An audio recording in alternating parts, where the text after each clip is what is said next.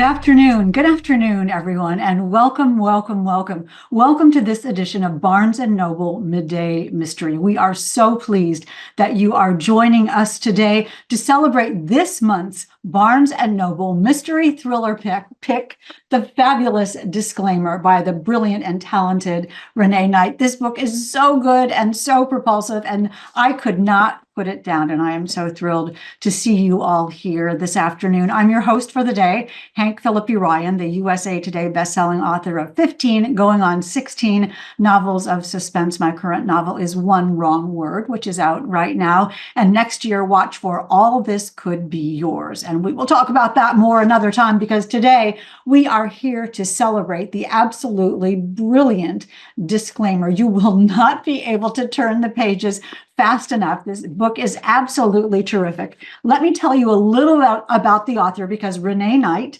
is here now. She is coming to us from the south of London, where it is 8 o'clock at night. And we are so grateful, Renée, that you are here to join us this afternoon.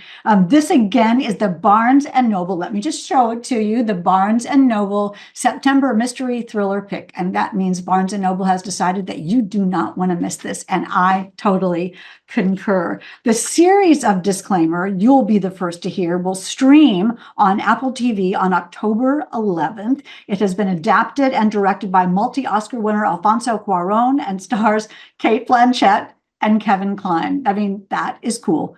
And the fabulous Renée has just come back from the Venice Film Festival, where this film has premiered. Renée, I have to ask you, your life is so glorious. You have this marvelous book, the Barnes & Noble pick, the Venice Film Festival, this wonderful TV adaptation. How are you feeling right now? Are your feet touching the ground?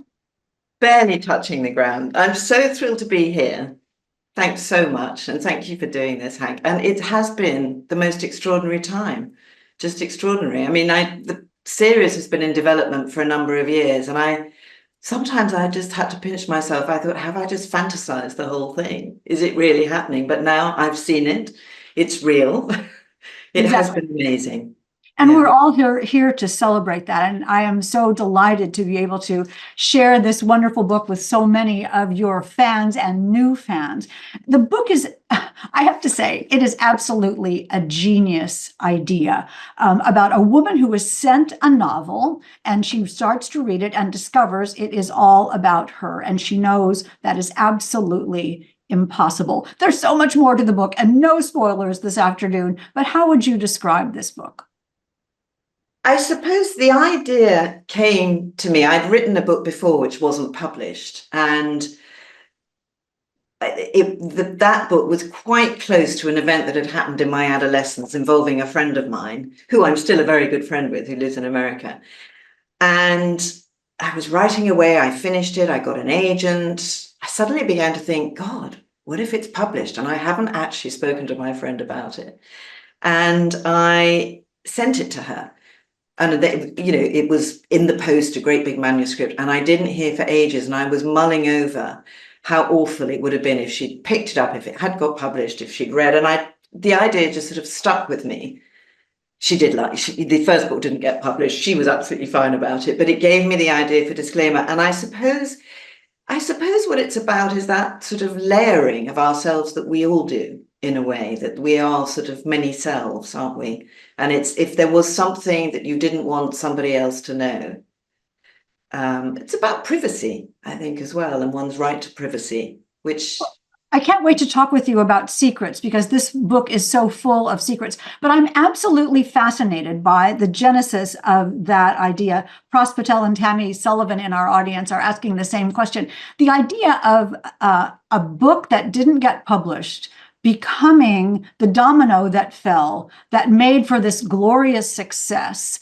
I mean, it means that that book was for a reason, and it allowed you to think of something. Because, as you were saying, what could be more terrifying than something that about yourself that you think is a secret that someone somehow knows and then makes public? Talk a little bit about that. Yes, and I think also the fact that it's a book and not an online campaign, in a way, there's something so intimate about reading a book. And for me, at least, It's my sort of safe place in bed at night, picking up my book, sort of, slowly lullabying yourself to sleep with a book. And so to be invaded in that moment, in a way, when you're in your own head, to me was terrifying, actually. And yeah, I suppose it was that. I suppose I mean, I don't want to call it a trope, but that idea of any horror is you put somebody in a safe place and then you gradually take away all those things that make them feel safe. And that's what happens to her in the book. Yes, and that you're so right about that. And you do it with such it's so adept and it's so careful and it's so beautifully revealed. The author Sophie Hannah, and I know you know her, has talked about how one of the things that makes a book be so riveting and so irresistible is that something happens that the character thinks is impossible, that it just couldn't happen. And then she has to figure out, along with the readers, we have to figure out what it is that could have made that impossible thing happen. Yes. Was it fun for you to figure that out? Yes, it was actually. I did enjoy it because I suppose I was writing it invisibly because I'd not had anything published. You have that freedom, which you never get again, of just being free to enjoy it. So I really did enjoy it. Plus, at the same time, I was doing a creative writing course actually. So I also was not completely alone with it, which was nice. But I did enjoy that because so at the heart of it was the premise. And there obviously was going to be a secret. So puzzling out what her secret would be, and also deciding who it was who'd written the book, what their connection was with her, what their story was. Yes, and you handled that so perfectly because you have two main characters, really. It's such a cat and mouse thriller. And who will be the cat and who will be the mouse? You know, that's my favorite kind of book. And you have Catherine and Stephen. Can you talk a little bit about where they came from in your mind and how you decided to pit them against each other? Catherine, in a way, I mean, she's not me, but in a way, I chose a profession that I had, I hate to admit it, slightly out of laziness because I knew that world and I didn't want to sort of dive into having to research a world that I didn't know or risk it being inauthentic actually by so I made her, television was a sort of good backdrop, but then that fitted quite well because actually I made her, which I wasn't, an investigative journalist, which made her job is to get secrets out of other people. And she is charming and she's persuasive. And so she is able to do that quite easily. And here she is all at the same time, holding her own very tight. And Stephen, in a way, was the antithesis. I mean, in a way, I wrote it with Catherine in the third person. So you're slightly distant from her. But Stephen, I wanted us to feel claustrophobic, that you're really sort of caught in his world. And perhaps it's a world that you don't really want to be caught in, and perhaps he's somebody that you might not want to spend much time with. But actually, I really was very fond of him, actually, despite his. We can talk about that because I think we can take a tiny step into the territory of, you were saying that Catherine is an investigative documentary producer, and she has a life and family. And Stephen, tell us a little bit about who he is and where he came from. Stephen is a retired school teacher who sort of retired rather hurriedly after he sort of became jaundiced. He's mourning the death of his wife. He's unraveling really before us and writing this book and has given him a purpose again. So it sort of revitalizes him, but it's fueled by anger. It's fueled with anger. So he's sort of eaten up with it. So he is an uncomfortable person to be with, but I hope by the end of it, for both of them, that there is more understanding about why they do what they do, why they behave in the way that they behave. So I did sort of interrogate him in a way in my head at every stage to question why he was doing something, why he would do it, what purpose in a way, because he was somebody who'd sort of lost his purpose completely. And you feel him he's physically unraveling as well as.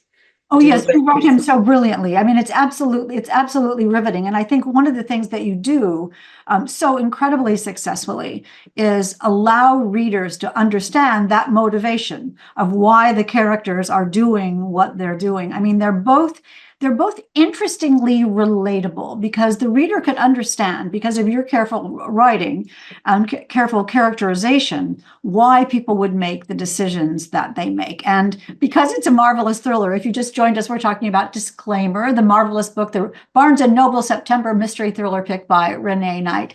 One of the things that makes a book propulsive is that people we care about are faced with obstacles, and they have to make a decision about that. And that decision reveals who they are. And in your book, each person's decision gets sort of darker and darker and darker. Can you talk a little bit about that progression and that kind of storytelling? Yes, I mean, I think in a way, Catherine is a person who is used to handling every situation. She's used to being in control. And the more she tries to control this situation, the more she loses control, actually, because she's also been controlling herself for so many years. She's had this particular secret for 20 years, and she's held it inside her, which means in a way she's lived all her, her marriage, her relationship with her son, are bound in a way in this sort of tightness that she's held herself within because she's hung on to the secret. And so in a way, she is also unraveling, and Stephen is unraveling, but she does it in a sort of a much more elegant way, I suppose, than he does. And I suppose the frightening thing for her about Stephen, as she slowly discovers, is he's somebody who has nothing to lose, whereas she has a lot to lose. She feels she has a lot to lose. She does have a lot to lose. He feels he has nothing. And that's another thing you do so well, is that the stakes are so high, and Catherine is so relatable. It makes us wonder, it makes us realize all there needs to be is just one thing to topple these dominoes in our lives. And how are we going to pull that? How are we going to pull that back together?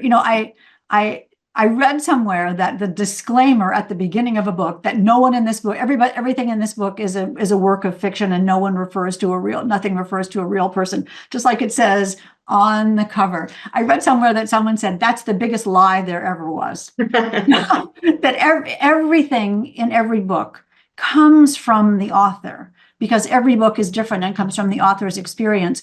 Not specifically necessarily, but that's what we use. As a documentary maker and as a storyteller in real life and as a storyteller of fiction, can you talk about how that works, how you sort of walk that tightrope? I see Italy Brody in our audience is wondering the same thing. How did you learn to do fiction, and what kind of a process was that? I suppose I do feel fiction, in a way, it's fiction, but it has to have a truth at its heart. I think it does. I think fiction can shine a light on things that non-fiction sometimes can't, actually. And I suppose it's not autobiographical at all, disclaimer, but I did put myself into those shoes. What would I feel like if that happened to me? And so you draw on yourself, I draw on people around me, things I've heard. I mean, they're not based on specific people, but you absorb as you live your life, you absorb things and they sit there. And then I always think it's a bit like archaeology in a way, not that I'm an archaeologist, but you scrape away and you scrape away. And in a way, I think it's all there. I hope there are more books there too, but I think you scrape away and you reveal something. And I feel that when I'm writing, that I am trying to discover a truth. So yes, you want people to turn the page. Yes, you want to construct a story, but it has to feel true to me as well. I have to convince myself that this could happen. Do you sort of, do you sort of method act as you're being Catherine and you're being Stephen and you're seeing the world through their eyes, just like your work as a documentary producer and developer? You're seeing a story. Are you seeing the story through their eyes and in search of answers with them? And absolutely. In a way, I related to Stephen in a strange way more than I did.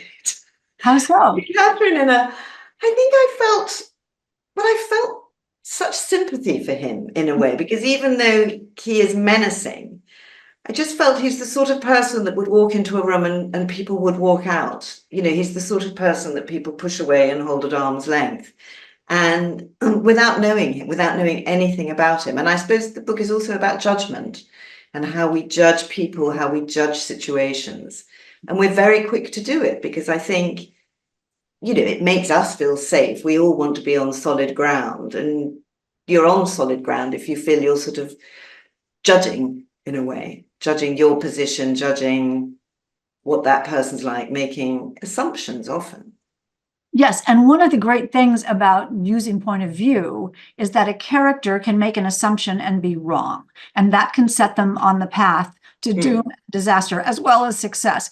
And I love what you're talking about judgment, because even though each of the characters is judging their world and judging the reactions of and their reactions to the world, they also know, and what makes the conflict and suspense is they all know that people are judging them as well, and Yes. worrying about what would happen if. That what would happen if propels the book. Can you talk a little bit about that, how they see that the world sees themselves? I mean, Stephen doesn't care how the world sees him. And in a way, he sort of slightly flaunts his grubbiness, but she cares a lot. So the stakes for her are in part family, but it's also reputation. You know, her reputation is everything to her. It's bound up in her profession, but it's also her reputation within her family. So it matters a lot to her what people think. And she's always controlled it. You know, she's very poised, self-possessed.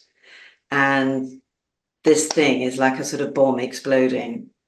And I love that because that's what makes the cat, I love that because that's what makes the cat and mouse game, is that she is now determined when she gets this book, she realizes it's about her. You know, there's a moment where she thinks it's just a book. And then she realizes that this book has power. This book has power, and she needs to stop it, and she needs to find out how it happened. And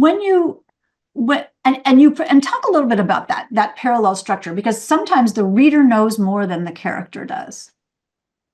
Yes. I mean, in a way, that was something I decided sort of very early on. It had to be a two-hander between, you know, from one to the other.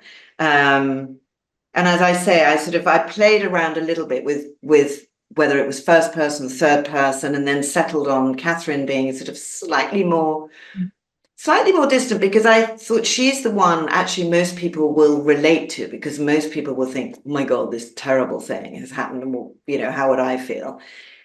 And they would find it perhaps harder to relate to Stephen, which is why I put him in first person, so you're sort of pulled more tightly into his world.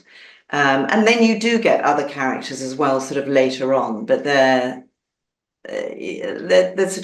voices come much later. They're not as prominent. Right, and supporting players, because they all need worlds, and each character needs to have someone who they care about, and someone who has an effect on them, or is pressuring them, or has an expectation of them. Yes, and it is also about self-knowledge. It's about how well we know ourselves. And, you know, in a way, all the characters to some degree are in denial about who they are, actually. And that thing I talked about earlier about how we sort of layer ourselves. And I wonder whether we do that more these days than people used to, just because perhaps we all feel a little bit more exposed and vulnerable, because we're sort of out there much more. You know, there's a presence. We all have a presence, or most people have a presence, whether they like it or not. And sometimes people, no, I agree. I totally agree. And sometimes, you know, because of social media and because of all the sort of publicness of our lives these days, we might reveal something we might not want to reveal. This is not part of the book, you all. We were talking about by the fabulous Renée Knight. You do not want to miss this, the Barnes & Noble September mystery and thriller pick. It's so full of personal and family secrets. The whole book just is teeming with secrets, pivotal of secrets. How we deal with our families and, as you say, ourselves.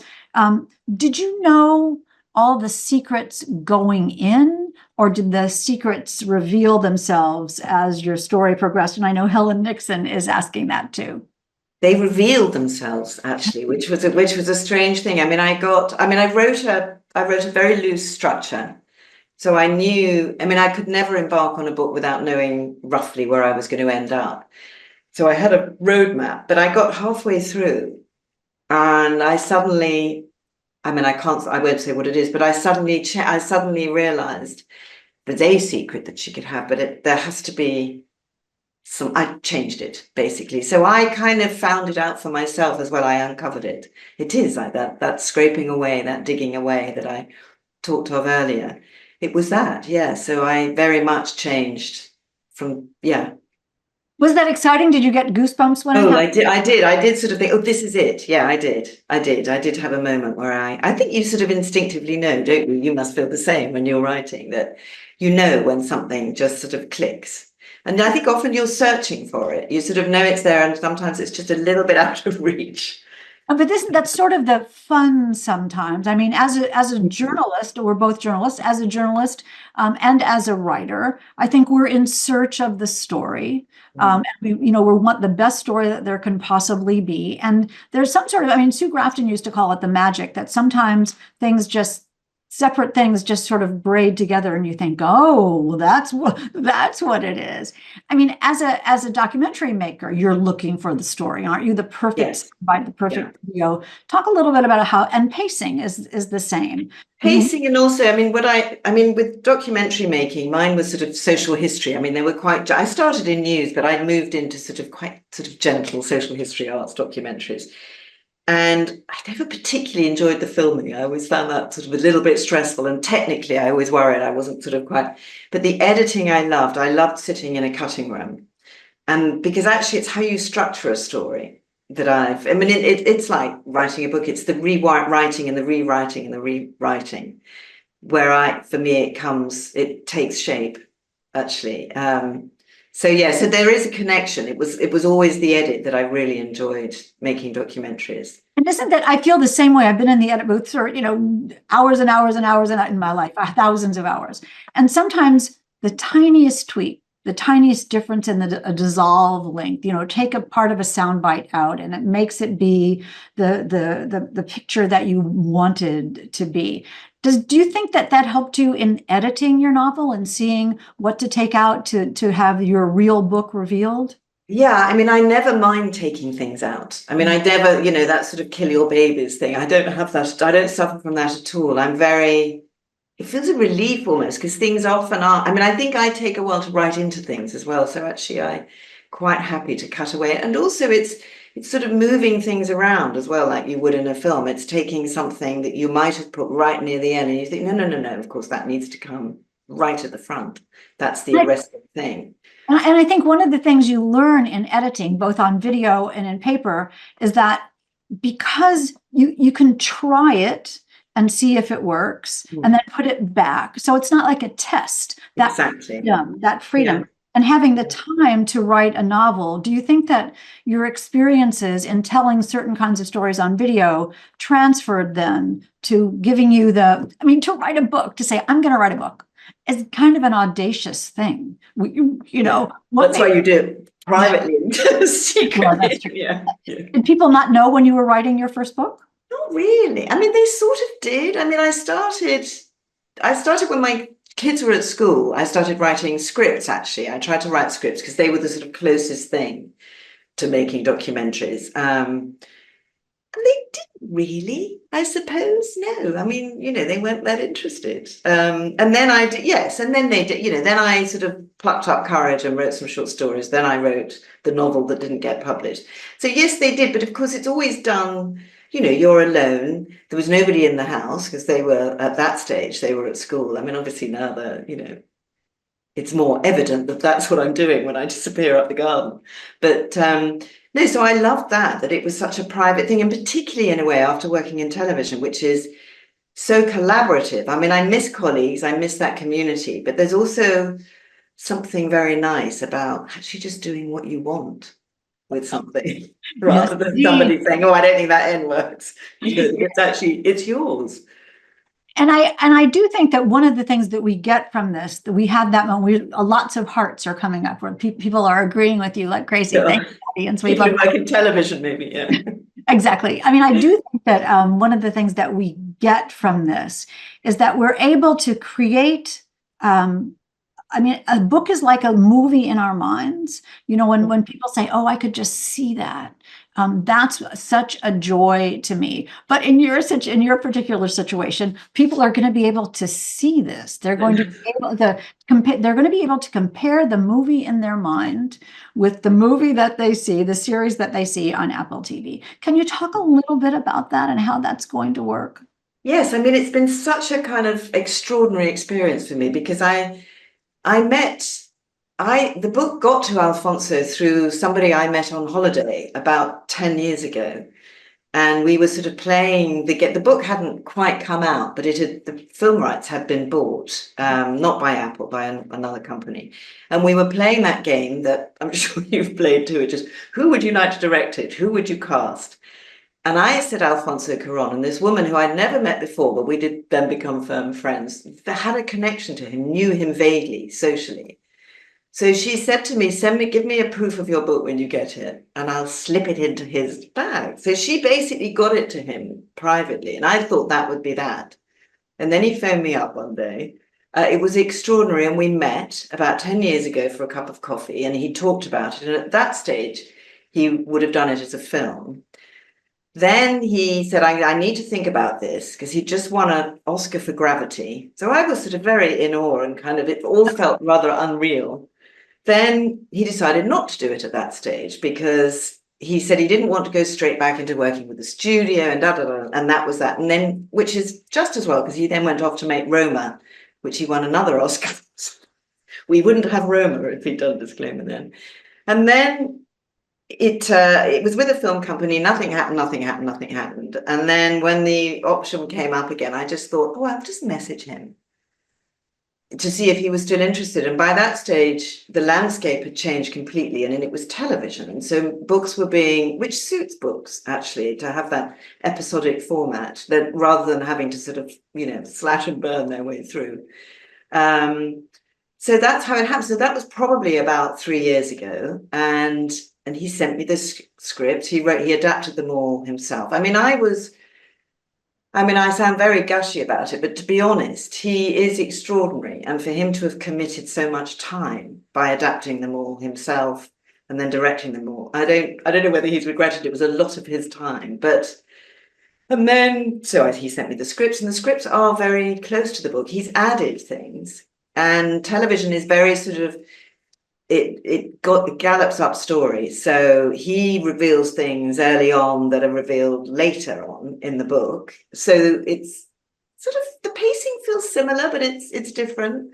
But the integrity of the book is absolutely, but it was when I saw it the first time, I've seen it twice all the way through now. It was quite a shocking experience because it's alive. I know. The thing that's been in your head is it's so strange seeing Kate Blanchett and Kevin Kline saying your lines. I know. That must have been just otherworldly. It was unreal. And the first time, actually, I found it almost too much. So actually, that was the other treat of going to Venice, was I was able to watch it in an audience. I mean, there were 1,000 people in this audience, and I was sitting right at the back. And you could see it was just an extraordinary experience to be in a room and to see people's reaction, actually, and to see them respond to various moments. And by that stage, because I'd already seen it, I was able to watch it with a different perspective, with a little bit more distance. And he's made an amazing, amazing series. I am more than thrilled. And they are fantastic. I mean, talk about point of view.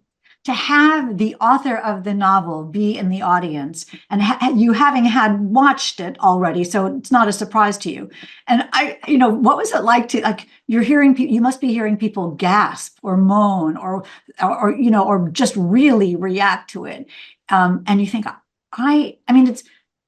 our imaginations are so spectacular. And how do you not burst into tears when you think, I made this up? I was a bit teary.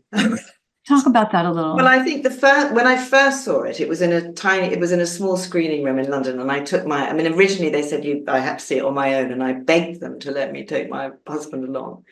Thank goodness, because it's so intense, actually, to sort of sit there.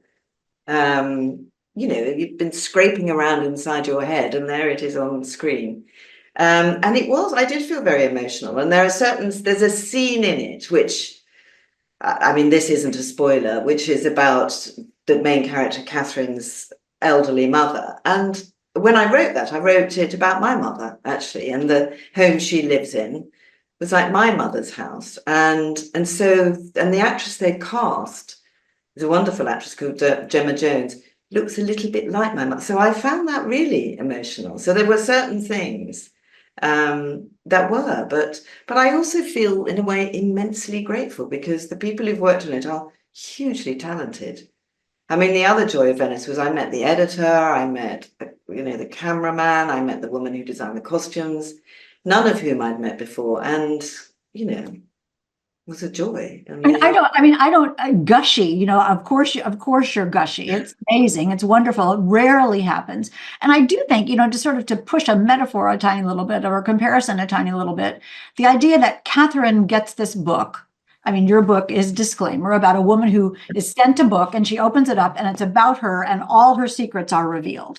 And then here you are in a movie theater watching your book, yourself revealed on the screen. And it's all of your secrets revealed, your work and your craft and your creation revealed. And that moment of, when they push play and there it is inevitably, I just can't even imagine how your heart must have been beating. No, that's very insightful of you to say that, because lots of people just think it'll just be a big thrill, and it is a big thrill, but it's more than that. It is a little bit overwhelming, actually. Yeah. No, Have you ever in the past, and I'm going to go to questions because we have so many questions from our marvelous listeners, so many of you here, and we are welcoming you here to talk about Disclaimer by Renée Knight. And let's get to the questions because I want to get as many in as I possibly can. And this is the perfect one because I was going to ask you what you thought about disclaimers in books and whether you were ever skeptical about them. And Maria says, how did you come to title this book? Was it ever titled anything else? Well, yes, it was. I didn't know what to call it. So at the very beginning, in fact, as I mentioned before, I did a creative writing course. So when I was on that course, I was calling it Any Resemblance to Persons Living or Dead, which is a little bit long. And then, so I discussed it actually with the people on the course, and then we all came up with Disclaimer. Again, a perfect title looks perfect on the cover. I mean, even artistically, it looks great. And it also has so many layers of meaning.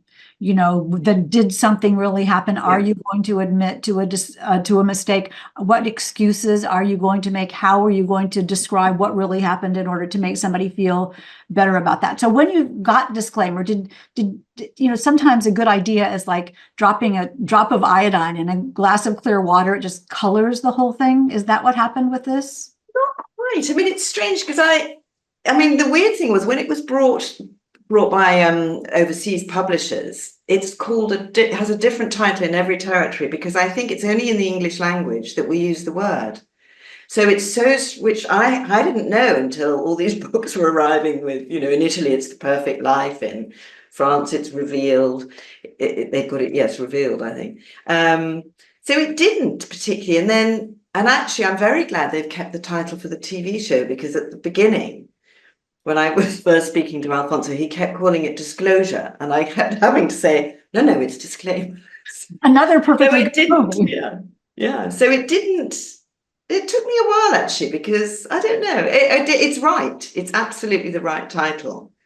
But yeah. And I bet it looks really cool on TV. Yeah, it does. A couple more questions. Lori Johnson and Carla are asking about your sort of process. Lori wants to know, how do you pace yourself when writing a novel? What does your writing schedule look like? And Carla says, what is your writing schedule? So take us to where you write and how you do it and how you are when that happens. I always write in the mornings. So I will get up. Now, I've in the last few years started going swimming. So I will get up early, go for a swim, come back, have breakfast, and then I have a little writing shed that I go up to. It's such a cliche now, that isn't it? But I do. Which was basically just to have a room out of the house that wasn't, for a long time, it was the spare bedroom, it was the kitchen table. So actually just to have my own space. So I have a little walk up to work. And I suppose I do 3 or 4 hours a day, which isn't very long, but I start off by rereading the stuff I've done the day before, but not too much, because I can get bogged down in just constantly sort of rewriting and obsessing over getting it right. And actually, I do have to keep reminding myself, just get the first draft down. And it'll be an ugly first draft, and that's absolutely fine, and no one will read it. But, the temptation is just to keep reworking and reworking.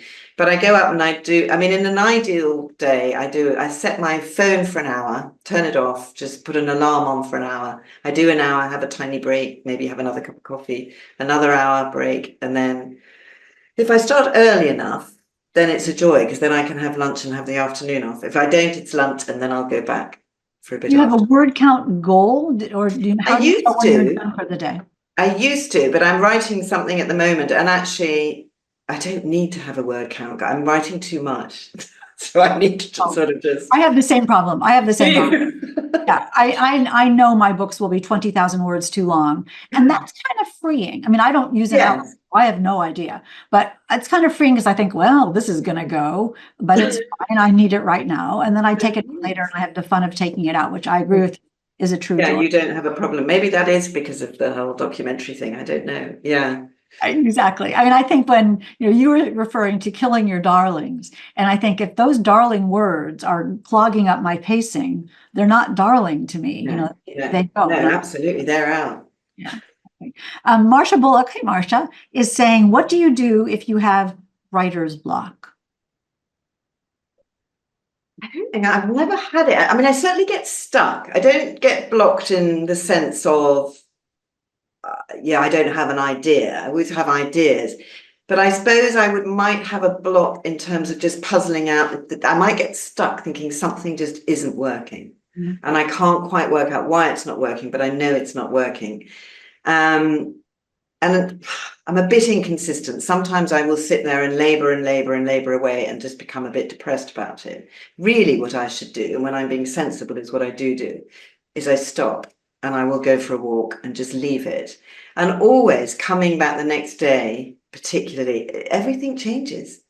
You suddenly see things with a clarity. And I think if you've got the luxury of leaving something for a bit, apparently it's the same with painters. My mother-in-law is a painter, and she says she does exactly the same with her painting, that if she's stuck with something, she will just walk away, and then she'll come back and she'll just see things that she didn't see before. And I feel that the same with writing. It's interesting, isn't it, how we're the same person and nothing has changed in our lives except a bit of time went by, or somehow our brain cells rearranged themselves in a way to suddenly, it's like a Rubik's Cube clicking into place. And you know it when you see it. I mean, I think as a person who makes documentaries, as you are, when there's a deadline, you need to make the deadline. So sometimes you just need to advance the story and fix it later. Yeah, you do. You certainly do. I mean, what I like about writing is actually, I don't have to do that. I can decide when I think it's ready, to send out, and there's no kind of, there's no obligation, particularly at the moment. Yeah. That brings up another difficult question for writers, is that how do you know it's done? How do you know when you're finished with how do you know it's the best you can possibly do and it's ready to send to an editor? I think partly when you're sick and tired of it. I think when you've rewritten it sort of 5 times or whatever. I mean, the last book I did, The Secretary, I rewrote so many times that I just got to a point where that's enough. That's enough now. I think you sort of, I mean, I would send it to my agent and an editor, or my readers. I have 3 friends who are readers. I would send it to them, but I would only send it to them when I'd got to a point where I thought, can't do any more on this at the moment. But there's always more, there will always be more you can do. I mean, I was flicking through Disclaimer today and I spotted a couple of things. And I thought, well, I might do that differently now. But, there's always that's why you're so good. That's why you're good, because your brain is always going a million miles an hour and you're always analyzing and you're always checking, and that's checking. And I think one of the things we do is we try to get better and better and better every time. And so, you know more now than you did when you wrote this book. I mean, although when you get to the last page, how did you feel then? I mean, there's a moment at the end, for me at least, of a really good first draft, knock on wood, when I think, sort of tears come to my eyes, actually. Yes, And I, yes. do you have that at all? Yes, absolutely. Absolutely. Well, I suppose it's a release. Writing is a release of, it is a sort of cathartic experience, isn't it, when you're doing it? And when you go ahead. Pardon? I was just saying, go ahead. We have a little delay, forgive me, so it sounds Oh, like don't I'm worry. interrupting you, and I don't mean to. Don't worry. No, I mean, it isn't, it can be an emotional experience. I suppose that's when it's going well. You want to be weeping for the right reasons, not because it's just kind of... Yeah, not because it's tragically trash. At the end of disclaimer, how do you want, and we have a couple more questions that I want to get to, but I'm just thinking, we were talking about how you felt at the end of reading when it worked. How do you want readers to feel at the end of disclaimer? I suppose I want them to sort of not judge the characters too harshly, and to maybe to see things slightly differently when they get to the end than they did at the beginning, and maybe sort of think about how they judge things along the way, perhaps. But I hope they feel satisfied, I suppose. I suppose I hope they have a good read, actually. Isn't that, I mean, because being entertaining, and we're talking about, hey, Angie, Joe, and Karen, we're talking about Disclaimer by Renée Knight. Talking about writing a novel, one of the things that, I mean, this has some serious topics, and it's very moving and emotional, but one of the things that a novel like this needs to be is entertaining. How do you think about that? That you want people to say, Oh, definitely. I love Definitely. I mean, entertaining, it's a difficult word, isn't it? But you certainly, I mean, it's such a commitment. You're asking people to commit a lot of their time. And so you want to make it worth their while.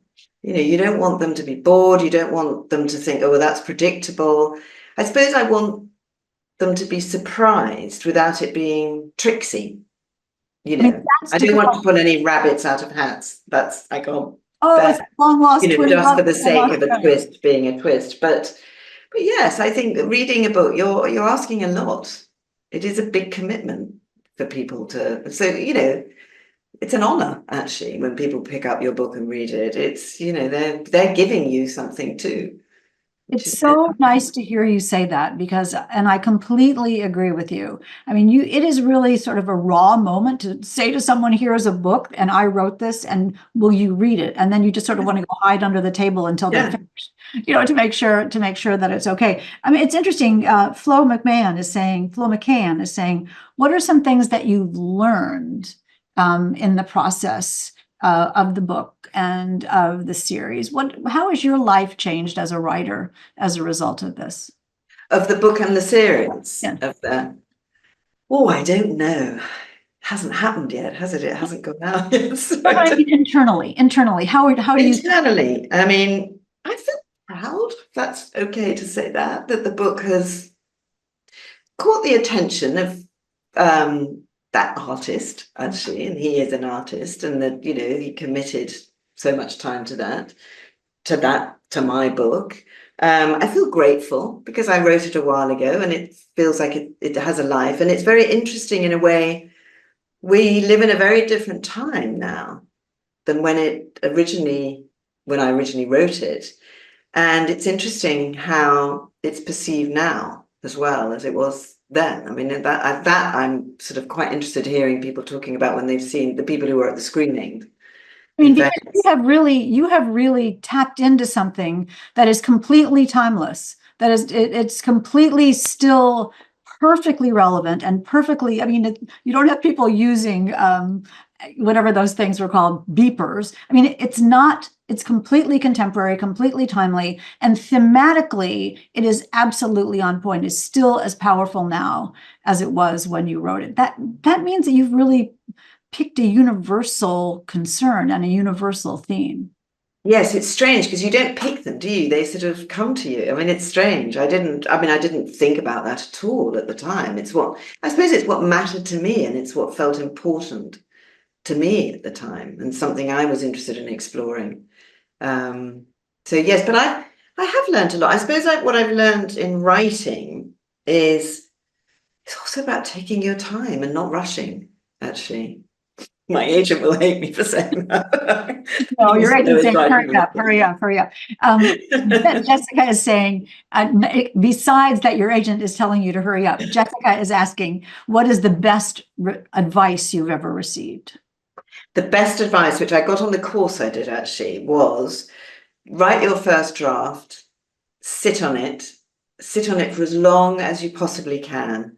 I mean, if you can bear it a month, 6 weeks, then go back and read it. And when you read it, don't make notes immediately, just read it through, absorb it, then read it again, make notes, and then start rewriting. So it's that sort of, it's a bit like we were speaking about before, that the sort of time lapse, that something shifts, you see things. So the longer you leave it, the more you see. And I think it produces a clarity, actually. When I go back and look at something, I think, oh, it's so clear what's wrong, what should be in, what's missing, who doesn't work. Because So you've changed the point of view, you're reading it as if you didn't write it. Yes, exactly. And I think there's such a temptation, which I, did almost fell for, but because you've done it, you've finished, you've written a book, you just want to show people. And I think that can be a terrible mistake because it can kill it for you, actually. You get the wrong response. And also, if you read it through yourself after a bit of time, there's so much that you can do yourself. You don't need other people to tell you at that stage. You need them later on. Just give yourself time. I think let it percolate. And it's so empowering, isn't it? When you see it's your book, it's your brain, it's your imagination, it's your mind, it's your story, and you see what you had that you didn't realize you had. Yeah. No, it is great. It's a great feeling when it's going okay. And everyone, we're running out of time very, very quickly. But I have two more questions from the audience for you, and they're both difficult. I'm sorry, I'm just warning you here. What are you reading recently, and what authors have inspired you? Okay, well, I'm reading. It's strange. At the moment I'm reading a book called A Heart So White by Javier Marias, who's a Spanish writer who actually a neighbor of mine told me about. And I've just started. I mean, it is amazing writing. Might be quite hard. I don't know. We'll see. But I am loving it at the moment. And then I've recently delved back into sort of women writers from the sort of 70s and 80s, British women writers. And Penelope Lively, who I had never read, who I think is still alive. I think she's about 91 now. I just read a book that she wrote in 1987 called Moon Tiger, which was fabulous, actually. And again, it felt not experimental exactly, but it's so honest, so direct, so absolutely fearless, actually. And I suppose that's what I like. That's what I look for in other writers. Is that inspirational to you, just to sort of go for it and try? That would be. I mean, I'd certainly be punching above my weight, thinking I was anywhere near to Penelope Lively. But I think that sense of fearlessness, actually, and people just not being risk averse, just going for it, just going to that place that is a very difficult place to go to. I find that inspiring. I so agree. When authors are brave and they just try it, it really works. I mean, and you can feel that in a book. That's you think as reading as an author, we read a little bit differently than we did before we were writing. And sometimes you think, oh, they're never going to be able to stick the landing here, and then they do. Yeah. And it is such a joy. It is such a joy. And it is a joy. It is a joy, isn't it? Yeah. And you wonder how they felt, going for it, and whether someone told them to pull back and they just said, no, I'm not doing it. And you have done this too. I mean, this is a very brave, revealing, marvelously entertaining, but surprising and wonderful at the same time. I mean, it's thematically great. It's thought-provoking. It's absolutely haunting, and you will never, never guess what happens in the end. Disclaimer. That's my disclaimer. Quickly, what are you working on now? I'm working on it's a sort of another psychological thriller, but it's a departure actually from the two I've done before, in that it's vaguely historical, so it's set in the past. So I've had to do quite a lot of research for it, which I've enjoyed. But I'm writing too much. It's too long. But I'm very nearly at the end of a first draft. And then I'm looking forward to having that break from it and then going back and slashing and cutting and Too long is good. Too long is fabulous. That means your heart is in it and your soul and no, I'm enjoying it. Actually, I'm enjoying it. That's completely great. The time has flown by. Renee, you are completely marvelous. I've so enjoyed talking with you about this fabulous, fabulous disclaimer. Congratulations on everything. Thank you so much. Thank you for such a lovely interview. I've really enjoyed it. My complete pleasure. I have two. And my complete pleasure to present Renée Knight to you and disclaimer to you. It has been a marvelous day. Thank you so much, you all, thank you for the little claps and applause. And that's so nice. Thank you. Thank you all for being here this afternoon. Now, you remember that just copies of disclaimer in trade paperback, the Barnes & Noble Mystery Thriller Pick for September. Thank you. Perfect.